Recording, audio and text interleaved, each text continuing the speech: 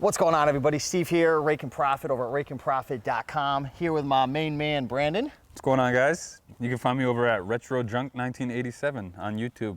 Yeah, so Brandon's been selling toys on eBay, and you've been selling like pretty much all over the place for how many years? Five, eBay, 6 years? Facebook Marketplace, probably longer than that now. I started locally with Craigslist and stuff, but total probably like 12 years. Yeah, so Brandon was actually at the Connecticut Thrifting Meetup and was sharing a lot of great information about toys, and a lot of people, they want to learn how to kind of get involved with toys. So we're going to kind of give you guys some tips. We're going to walk around, and then we're going to actually show you guys a crazy find. I don't want to do not tell them what you found. I won't. It's not toy related, I'll say that, but it is very cool. Yes, and this is an item that most people, when they go to a thrift store, they do not focus on this area at all. No, literally no one at any of the meetups I've been to looks at this section of the store except me. Yeah, and this is literally the second time he's found something in the last couple of weeks, because you found something else in that area. I forgot what it was. At the meetup, Yeah. Was it Ninja Turtle?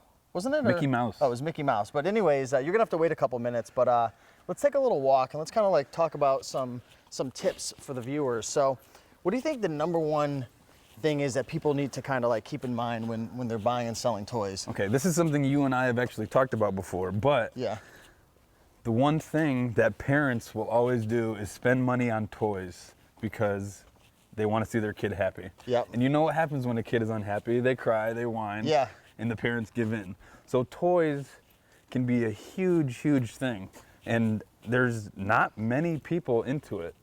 I mean, people are starting to get more into it, but there's demand. There's a huge demand. And there's a lot of money to be made. So, but how do people know what toys to find though? Because there's so many toys, like it's overwhelming when you go to a thrift store. There's like literally hundreds. If you go to Savers, there's bags all over the place.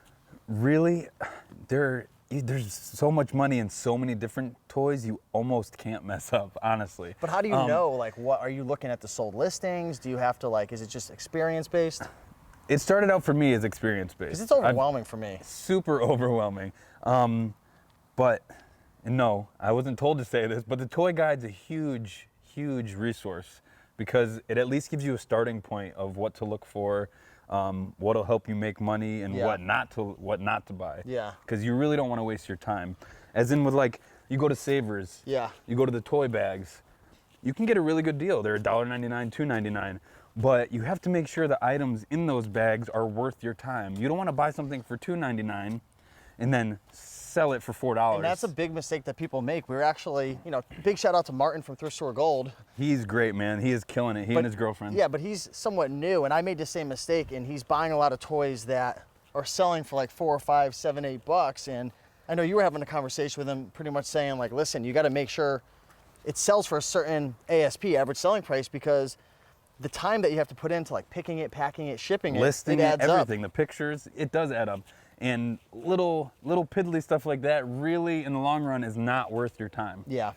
So one of the suggestions I made to him, it's more of a long-term thing, but say you find a toy from Lion King. Yeah.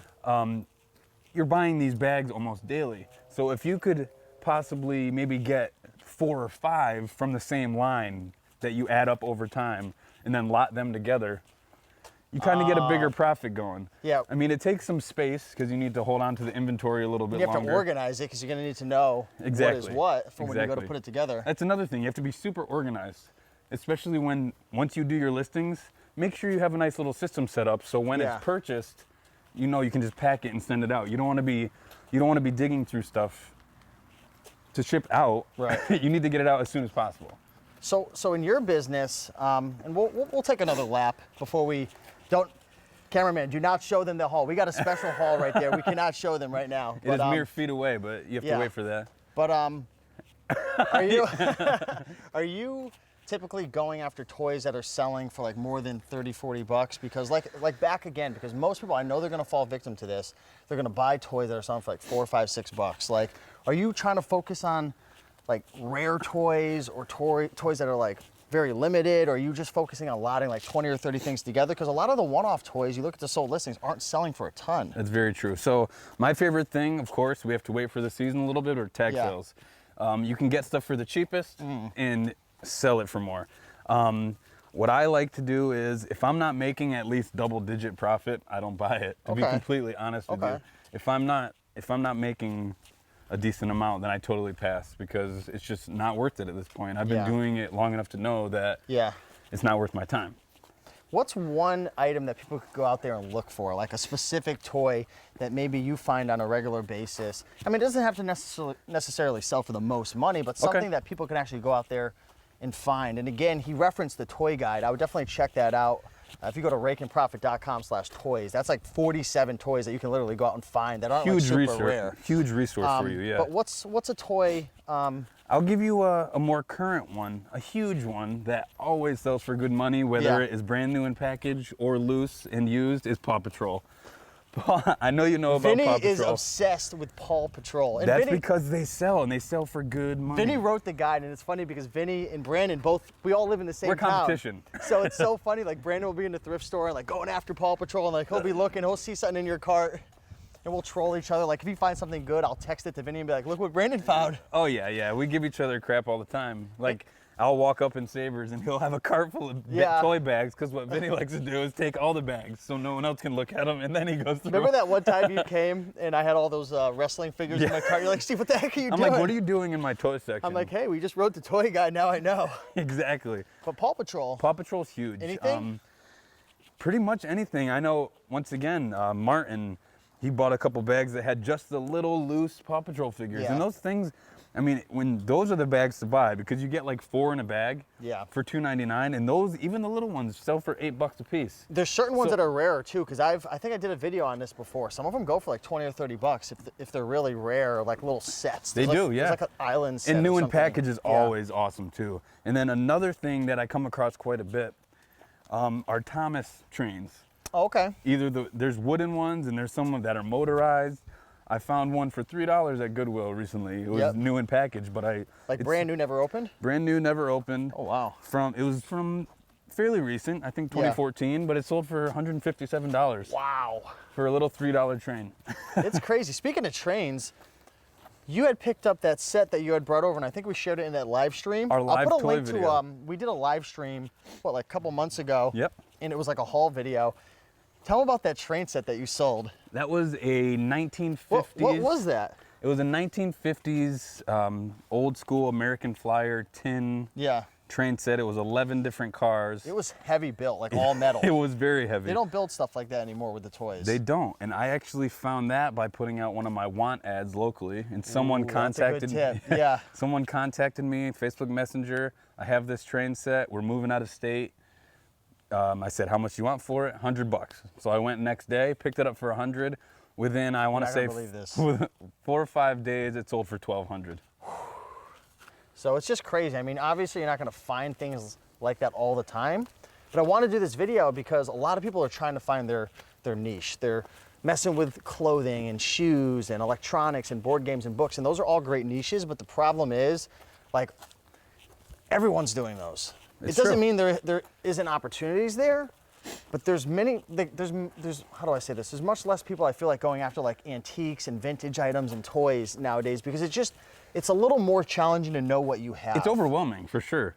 I mean, the good thing about toys is the possibilities are endless. There's so many, and as soon as your kid hits a certain age, they get rid of those toys because they're not interested in them anymore. Yeah. And they move on to the next thing. So that's your opportunity to go out and buy those and make your money, man. Cool. So hopefully you guys have gotten some tips. I think it's time to, do you think we should show them what you found? That's up to you, man. That's up to you. This isn't a toy, but it's something like very nostalgic, it's an area in the thrift store that I'd recommend looking at. You're blowing up your spot, man. You ready to blow your spot up? I'm sharing the knowledge. It's cool. That's what we're here for. There's plenty of stuff to go around, for sure. Let's go walk up the stairs and show them. We're just gonna pull this right out of the bag. Oh man, people are gonna really enjoy what you found here. I'm gonna have to take off my jacket for this one because things are gonna get hot and spicy. So this is the area that people do not look at. I know for a fact, because at these meetups, I've talked to other resellers, and they're like, wait, you waste your time going down that aisle? Yes, I do. And that aisle... Yes, I do. Yes, I do. And that aisle is the sheets and bedding and comforters and pillowcases. You want to know how many times I've walked down that aisle over the last 5 years? Probably 5 or 6 times, and it was just to get to like the books or the clothing. And never looked at one thing on the rack. I've looked for Pendleton Blankets, yep. Okay. That's the only thing. Okay, well, something that sells huge from that specific area are any like 80s, 90s character themed, obviously in good condition, bed sets. The Ninja Turtles, the Disney. What about like Star Wars and stuff? Oh yeah, original Star Wars. As long as it's older? Yeah, like from original the 80s, Star 90s? Wars, exactly. That stuff holds their value because someone like you or me who might have had it as a kid wants to go and get it for their kid. Like, oh, I had that. It would be cool for my kid to have the same thing. And so this one I found, it had to be fate because I planned to come here to come see you. You have to make a little money on your way. Exactly. So I stopped at Savers after breakfast before I came here. I went down that aisle. And what was down there, the first thing I see are just a couple bears, you know. And whoever's watching this, I'm sure at least a few of you know what company these bears represent. Wow. So there was this piece, which is like a fitted sheet. So this is a Ralph Lauren bear bed sheet right here. Bed set. So this is the fitted sheet. Is this looks pretty big, or do you think it's full? Or it could be a full. I'm not sure. do sizes matter when it comes to bed sheets and stuff? Stuff like this, no. No, it'll because, sell, man. Yeah, there's an ass for every seat. Especially the polo. It's crazy. Wow. I've never seen it, at least in person before. I think there might be a couple little stains. I think that's the inside. No. Could be the light. There could be a couple. I think it. But as long as if it's just a couple little stains, I'm sure it's not a big deal. There you go. You got the Ralph Lauren tag. Yeah, 100% cotton. Yep. Nice. And then, so it wasn't only the fitted sheet, but it was the normal, regular just bed sheet and a pillowcase. So for the 3-piece set, I paid $6.99. You got some tags, or that's just. That's the one that says times 3. But there's a price on. There you go. $6.99. Wow. So for the 3-piece set, it should go right around $60. Nice. For the set. So for some sheets. Are you going to ship that out like priority probably? Yeah. Yep. Like a flat rate maybe? Yeah, flat rate, definitely. Depending on the location? Yep. Do you use regional boxes if it's close by? I've actually never used one, to be honest with you. That's a good tip right there. If you're shipping items out, depending on where you're shipping it, if you're shipping it within like a close enough area, sometimes the regional boxes, which go based upon, I believe they go based upon weight and location, can be much cheaper than flat rates. But that's great to know, to be honest with you. If you go just straight weight-based priority, it's usually pretty equivalent. So that is awesome. That's an awesome find right there, man. I never would have imagined. Like I knew, like Pendleton, like wool blankets sell well. Yeah. Oh yeah. But I didn't always. know that these older, nostalgic type bed sheets. And another tip to go with this, even if there were a couple stains on this, I haven't like super inspected it yet. I just saw the bears and I was like, I'm buying it. Because this is honestly the first polo item with the bears that I've found personally. So, because once again, I'm mostly toys. So, but for like the sheets, even if there's a few stains, they'll sell because what people do is use the fabric. They'll cut out the parts that they'll make curtains, they'll make another pillowcase, with the parts that aren't damaged. Could you sell this on Etsy as well, do you think? Definitely. Actually, that's a good outlet for it. Yeah. Okay. Because Etsy's good for like more vintagey fabrics and that kind of stuff. Cool. Well, hopefully you guys enjoyed this video and got some value from Brandon. Again, Brandon's been selling toys for many years now and is teaching me a lot about toys. And we want to do this as well because a lot of people at the Connecticut Thrifting Meetup were just very curious and interested. And with thrift stores becoming more and more competitive, you've got to find new and unique items to source, right? Exactly, if you want your business to grow, you either need to list more items or you need to list less items that are higher quality, more profitable. Exactly, yep. That's very true. And please, if anyone has any questions about toys or anything, feel free to reach out either to my YouTube channel. I'm going to link that up below your YouTube channel as well. Or I'm big with Instagram too, which is the same thing, RetroJunk1987. So please message me, ask any questions, and I'll do what I can. Yeah, let us know how the quality of this video came out, because I want to give a big shout out to Zach, who is actually your brother behind the camera right now. He did a lot of photography at the Connecticut Thrifting Meetup and now is testing out these new little wireless mics we have.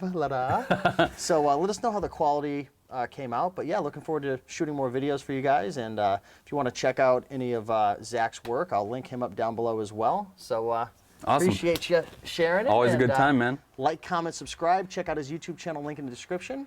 And we'll see you in the next video. Keep on picking and making that money.